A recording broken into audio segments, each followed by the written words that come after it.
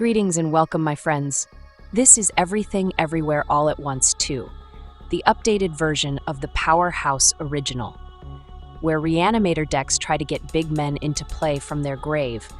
We're aiming to make an avalanche of powerful cards right off the top of our deck, or build up enough mana to be able to play them out. We bring as many monsters as possible with multiple ways of getting them off the top of our deck, or even get them back from the grave. We hit them from many angles. Let's get in there. We're playing 2 copies of the Mind Stone, a 2-mana artifact that will ramp us and help us power out our big cards. It's one of my favorite cards from the Marvel Super Pants set, and for good reason. Once harnessed, we can blink any one of our permanents for additional enters play triggers. And we have plenty of cards that can benefit from being blinked. Bitter Triumph is our removal of choice. It costs only 2 mana, and we can use it snipe an enemy or even an opposing planeswalker. While most enemy men are not a threat once we've built our board, we are vulnerable in the early turns of a game, and this removal can slow down aggressive opponents fielding a sizable team. The Soul Stone is another mana artifact that will help power out our bigger cards. And once we harness the power of the Soul Stone, we can get back men from our grave. It's a powerful ability that lets us recover from removals and board wipes. A good chunk of our men have an Enters Play ability, and getting them out of the grave will get us those triggers again. Plus, the Soul Stone triggers at the start of our turn and the Mind Stone triggers at the end for some easy trigger doubling fun. Ancient Cornucopia is an excellent mana artifact. It does 3 things for us, which are key to the success of the deck. For 3 mana, we get a mana fixer, and we ramp, and once per turn it will gain us life. The life gain might not seem like much, but every point we gain could help us stay in the fight long enough for our powerful cards to take over. Thor, God of Thunder, is a new addition to the deck. When you want to put the hammer down, there is no one better than Thor. His Enters Play ability exiles an instant or sorcery, and we can fire it off again. It's a great way to reuse a removal in our grave to snipe yet another enemy, all the while doing additional damage to another target. The green Overlord is both ramp and a big body we can use to work over opposing life totals. The token land we generate when we play him out has every basic land type, so it can color fix our mana. And we have the option to play him out for 3 mana with Impending or pay the full price. If we have a harnessed Mind Stone, we can Impending him out, then use the Mind Stone to blink him and get another token land, as well as having the Overlord enter in creature form. The Rise of Sozin is our sweeper of choice. In my opinion, it's one of the best sweepers ever made, since it does much more than just take out enemy men. With a harnessed Mind Stone, we can cripple the opponent's deck as well as keep enemy men off the board until the opponent gives up, or we have smashed their deck to the point the only thing left are lands. Good luck with that, bro. Vein Ripper is a very powerful vampire to have on our side. The Ripper gains us life whenever men die, and it doesn't matter whose men they were, and he'll also hit the opponent for a pair of points for every death. And to make it fair, the Ripper has a ward ability that forces a sacrifice. Fun for us, pain for them. And that's how we like it. The red Overlord has only pain as his intentions. When it enters or attacks, we get to hit something for 4 damage. And just like the green Overlord, we can Impending out the red Overlord, then use the Mind Stone on him to get him as a creature and dish out another 4 damages. Seems pretty good for only 4 mana. Chimil, the Inner Sun, is a strategic card choice. We played it in the original, and it worked as intended. First, it gives us the ability to not worry about counter spells. Then, at the end of our turn, we get to discover 5. With our set of cards, this ability fetches us out our mana artifacts and the green Overlord, plus Thor or one of our removals. This helps ramp us or gets us a needed removal. So easy, even a caveman can do it. Planetarium of Tong is a powerful card in this deck. For 1 mana, we can activate its ability to scry 2, then we get to play one of our cards off the top for free. This is a great way to get one of our big men in play on the cheap. And because we can activate the Planetarium at instant speed, we can pull out a card as a surprise when the opponent sends their men. The white Overlord brings bodies with flying to the table. As with our other Overlords, we can Impending him out, get our tokens, then blink him to get more tokens. We can build an army with just one card. Restoration Seminar is the best reanimation spell. It will get back not just men in our grave, but any permanent. Anything we've had destroyed can easily return to hurt the opponent a second, third, or fourth time. Did someone in the back yell 11sies? Yes, even 11sies. And thanks to Paradigm, we get a copy of the seminar for free at the start of each of our turns. Improvisation Capstone gives us extra plays off the top of our deck. If it hits any card that is 3 mana or less, then we can get 2 spells. And the Paradigm ability gives us a free copy of the Capstone to start each of our turns, and we're willing to bet that our cards are that much stronger than what the opponent has brought. They said, bring it. We did. Vaultborn Tyrant is a back-breaking dino buddy. He enters play, gains us life, and draws us a card. Then we get the same treatment again when we have another one of our men enter play that is 4 power or more. Wait, we just looked over our list. Everything is 4 power or more. As a bonus, when the Tyrant is killed off, we get a token copy with the same abilities. Our Magan, Future Shark, bring not just a big body to our board, but his enters play ability is nearly a one-sided board wipe. We get to take out their 3 biggest threats, and if that's not enough, the Mind Stone can blink this weapon of horror and snipe more of their men. As a bonus, if we have enough mana to play him out, we can do so at instant speed and snipe a pile of the opponent's men, then block up a survivor. Lord Voldemort is another terrifying member of our team. While he doesn't have any enters play ability, he is difficult to remove thanks to his strong ward ability. And his stats are amazing. The lifelink gives us a huge boost to our life total. And we'll want plenty of life, as any cards the opponent has played out that would end up going to the grave will end up exiled by Voldemort. We can then play those cards, but instead of mana, we can pay life equal to the card's mana cost. It's a great way to get their men on our side. For lands, we're playing 4 Hushwood Verge, the forest that becomes a Celestia dual when we have a forest or plains in play. 3 Thornspire Verge, the mountain that becomes a Gruul dual when we have a mountain or forest in play. 2 Restless Cottage, the Golgari Manland. 4 Overgrown Tomb, the Golgari Shockland. 2 Forest. 2 Ba Sing Se, the special land we can use to earthbend lands. 3 Mountain, 3 Swamp, and 1 Plains. Playing the deck is fun thanks to our powerful set of cards. We are vulnerable early, so be aggressive with mulligans when getting hands with minimal plays. We need to hit our ramp cards, and we need our lands to give us the right color mana. Once we have enough mana fixing our ramp, we want to start playing out our bombs. A Planetarium can end up giving us a huge board advantage while improving our draws. Once we have a pair of our men on board, we can usually run the table while continuing to build up. Removals or sweepers don't mean much when we can rebuild our board easily. That's the deck, boys. Let's go play some games. Do you want to play a game? This is Psycho Genie. Like any good genie, he poops in his bottle. Nice, very nice, bro. We're kicking things off with a 3-lander. We don't have any early plays, but with what we have, we're 2 mana short of the Planetarium and the Rise of Sozin. Nice but too slow. Mull. Then we get a 3-lander that at least has 1 removal. Sometimes the shuffler is not going to deal you a good hand. Keep. We'll send our Future Shark on down. He's a bit too pricey.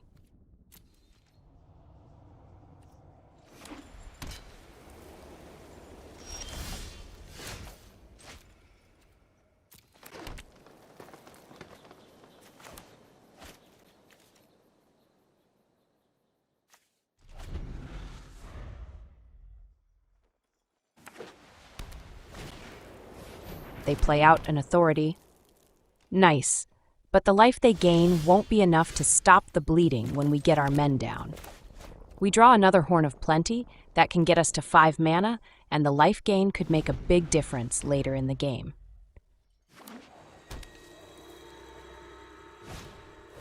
They play out a Pride Mate.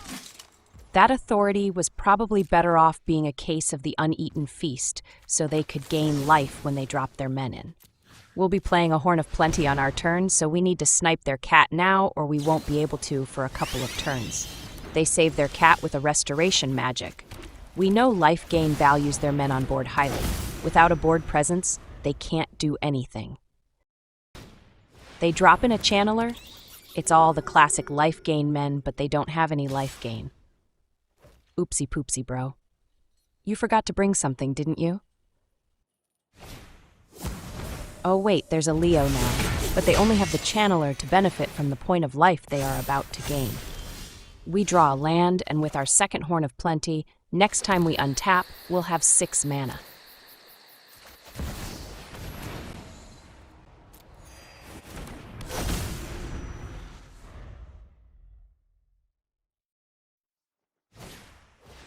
They play out their pride mate once again. The circus comes to town. Then they follow up with a vanguard. They finally have enough life gain to become a threat. They are tapped out, though, and they use their protection spell rather early.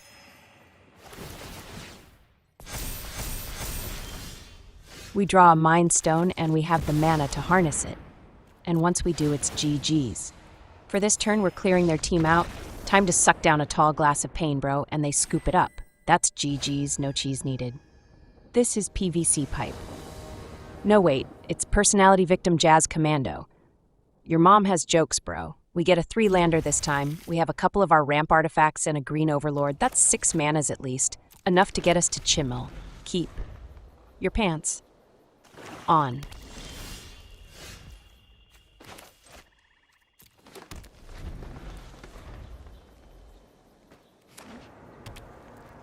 Luckily, we've gotten some time to build up our mana without having to face down any pressure. We'll go with the Horn of Plenty. The sooner we have it in play, the sooner it can start gaining us a bit of life. Never underestimate life gain in this deck. They dump a Visionary's Dance into their grave. They might be trying to dig up another land.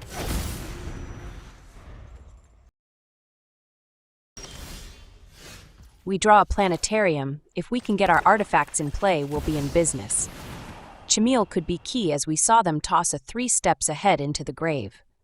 Bro is having to watch us do our thing, and they barely have 2 manas to rub together. We'll drop in our green Overlord with Impending. This gives us 7 mana next time we untap, and 7 mana lets us play out the vast majority of our deck. They are straining so hard. Maybe they should have thrown on an extra pair of panties for this game. They have dreams, but those are not quite the same as our dreams.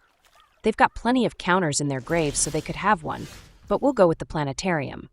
We really want Chimil and the Capstone to resolve, but the Planetarium could open up a can if they are not careful. But they do have a counter. We thought they might.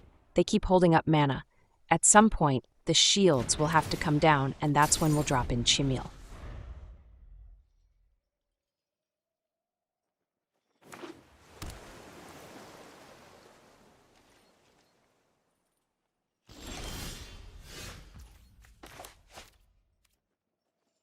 For our turn, we'll go with the Capstone. It's another enormous advantage engine that can be even better than the Planetarium. They have a counter for it too. Luckily for us, every card that is 5 mana or more is a threat, so they can't possibly counter all of them.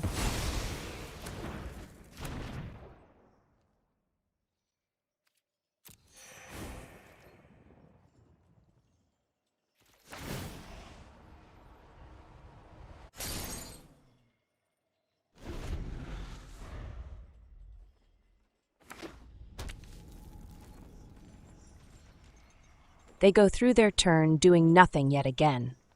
Hopefully they are strapping on some thicker underpants. Something to absorb all the excess moisture. We draw our white Overlord, but instead of risking more of our cards, we'll harness the power of the Mind Stone. If we can blink the green Overlord we have in play a bunch of times, we can get a ridiculous amount of manas.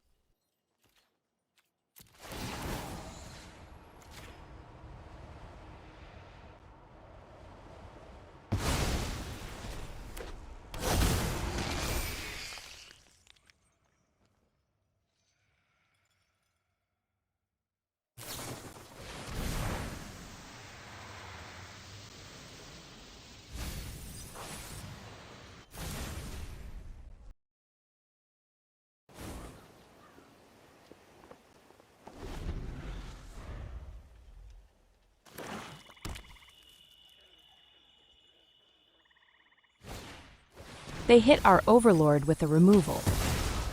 The fact they have removals means they won't be as loaded with counters as we were beginning to think. They follow up with a tactics. They've got 3 great choices. We now have the mana for our future shark, so that has to be something they consider. They really shouldn't have spent this much time thinking about it. The choice should be Chimil, but they take the white Overlord instead.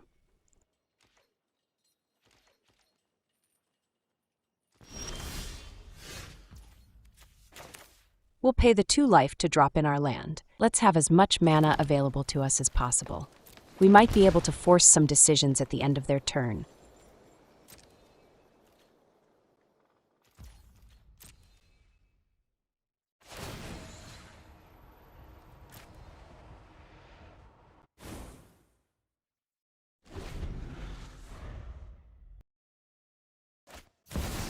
They play out an archaic. While it is big and beefy, it dies just as easily as any other men without ward for protection.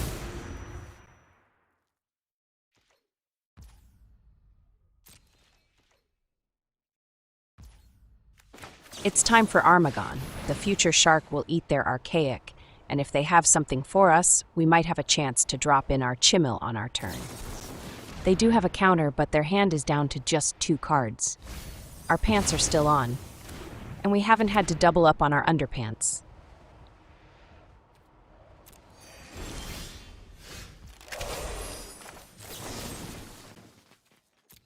We'll snipe their archaic.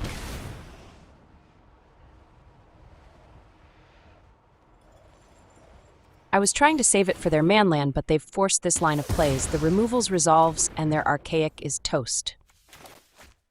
Let's follow up with the Overlord. More mana's in a body that has to be dealt with. If they're out of counters or removals, we might be able to get in some hits. No counter, but they fire off a cease to eliminate 2 of our cards from the grave.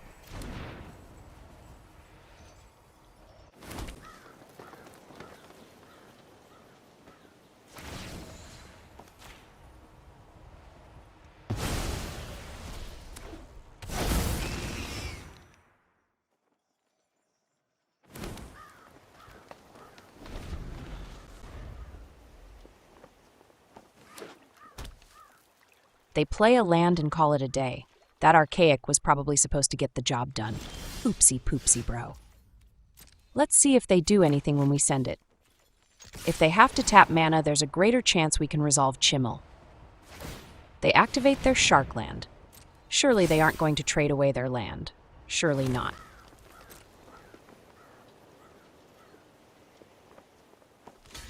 They do block up. That leaves them with 2 mana up. Once the dust settles after this battle, we'll throw down Chimil.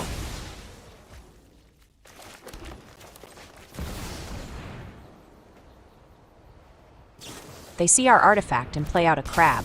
It's going to try to do some pinching, but we've got a deck loaded with men that are finishers.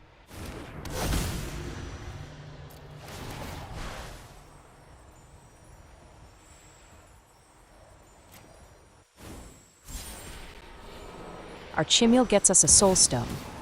It's only good for a point of life. Otherwise, it's not useful at this point. We don't have anything to sacrifice to harness its power.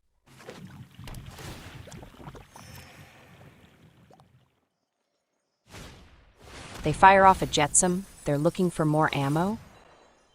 That was a green Overlord, a Planetarium, and a Soulstone in case you missed it. A year and a half later, they decide that the green Overlord is the one to take. They might have been thinking so hard they pulled a hammy. We draw a land, we'll hold on to it. We've got more than enough mana on board. What we need are things to do with that mana.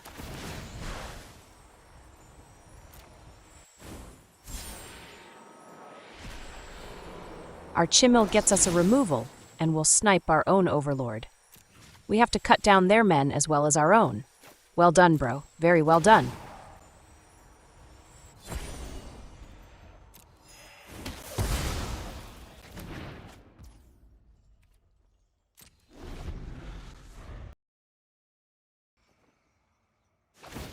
They activate their other man land.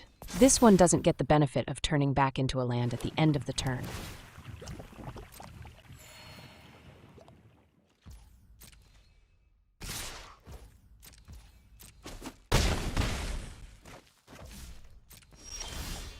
We draw a Tyrant. That's an excellent draw here. Our Dino Buddy could get us back in this fight. The extra draws ends up being a land, which is unfortunate. Any one of our other men and we could have drawn again, but it's fine. We have a harnessed Mind Stone and we can blink the Tyrant for another draw.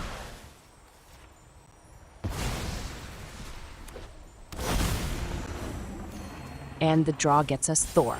We're finally building up a board that can run the table. Chimil gets us a Mind Stone, but we can just put that in our hand.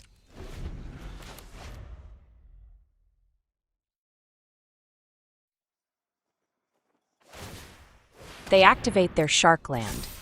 I don't know if they've really thought this through. Do they even know about the Tyrant? You know, they had to send it if they activated their land. We'll block the Shark Land, as that is the hardest thing for us to deal with.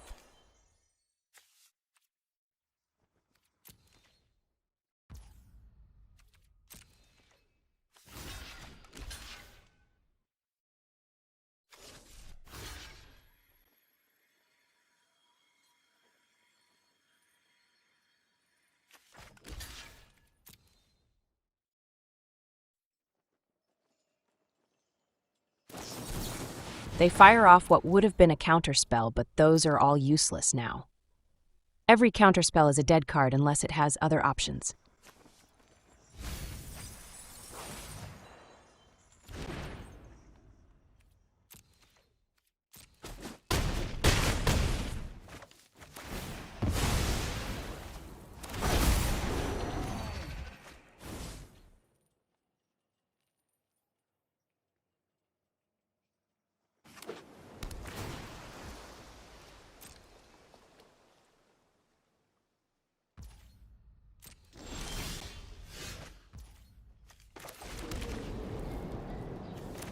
It's time to get some Thor action going on.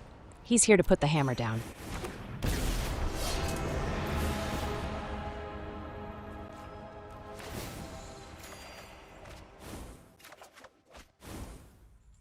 Next up, we'll drop in the red Overlord, and we can use it to eliminate their land. Try putting that land in a coffin, bro.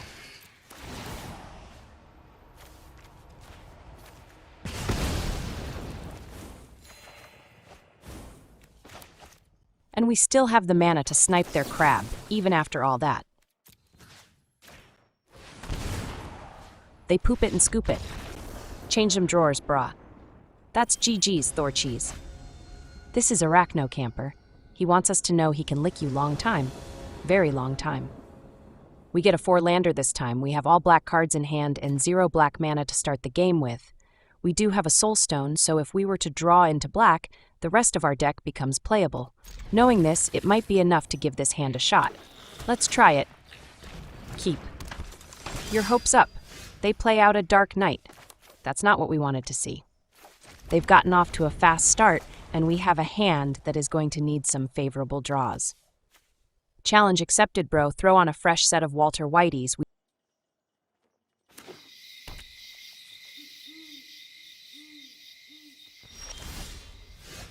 All these lands and not a one can give us a black mana.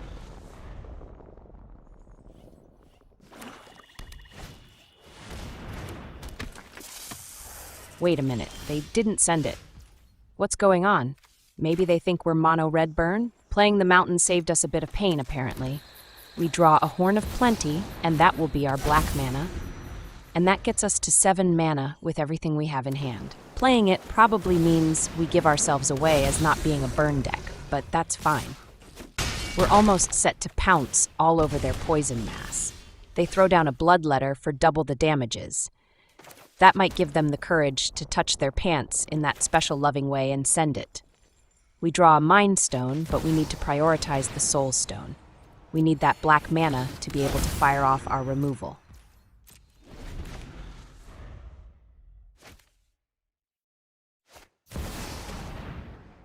They play out a Prof, and they'll likely oopsie-poopsie and use him to gain life. Prof is so good at building up an advantage, but everyone tries going for the ultimate first. They send it and we'll snipe their bloodletter. We'll clip those wings so Oppo can shove the corpse into a coffin. If they can even afford a coffin. Am I right, bro? Keep your pants on.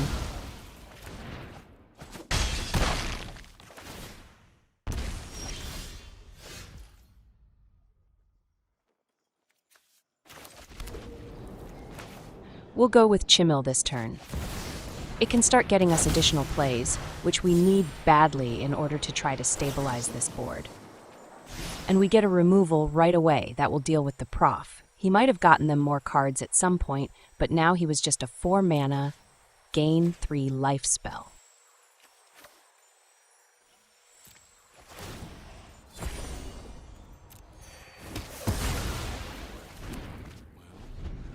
Death didn't stop me before. They throw down a stoppable slasher. While it might be very stoppable, we're running a little light on ammo. Reload. Reload. Wait, wrong game. What bananas is this? A tyrant? Yes, please. The tyrant draw gets us a Thor. Not only will we be putting the hammer down, we'll be dropping it right on their mass. And then Chimil gets us a green Overlord. We've got plenty of blockers and our life total gets bumped up a bit. That was a great turn for us. They play out a hunter's talent to snipe one of our men, but they go after the tyrant. That didn't really do much there.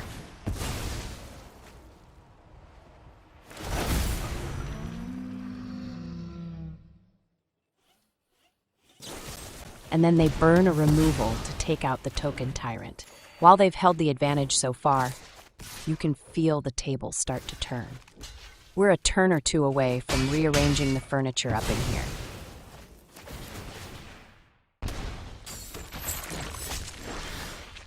We draw a seminar, and that will be our play.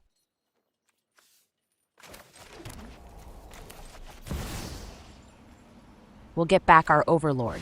While we have plenty of mana, we want a little bit more.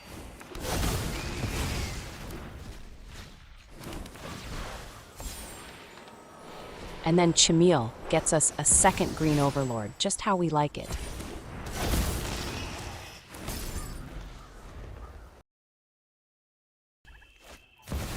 They play out another prop. Surely this time they'll use him to try to keep up with our plays. Negative Ghost Rider, they're using him to snipe an Overlord. Sometimes opponents will refuse to keep their pants on. Then they send in their Dark Knight. That has to be a mistake. We could take the damage, but eliminating their men, even if it's slow and in combat, will eventually let us run the board. They can't afford to keep losing men. We have a pile of never-ending men coming turn after turn. This time, we'll get back the tyrant. We're drawing more cards than they are, we're gaining more life than they are, and our men are much bigger than theirs. Time to put the hammer down on their face.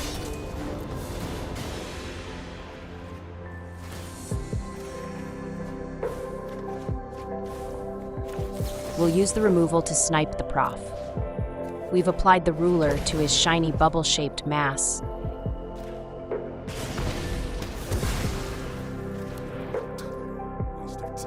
And we still have the mana to impending out the red Overlord. We'll hit their slasher with the damages and send that guy right into a coffin. Oppo has been digging a lot of holes lately.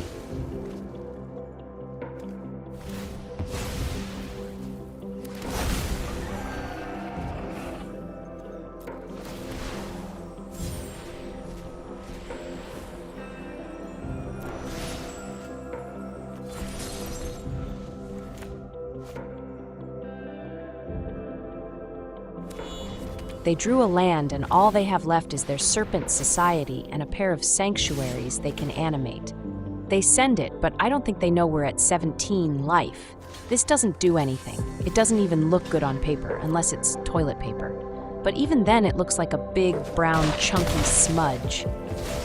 Wait, what's that smell? Blocking this way lets us keep Thor for our turn when we get the seminar. That's gonna be GG's, extra tyrant, and Thor cheese. We'll smell you later, bro.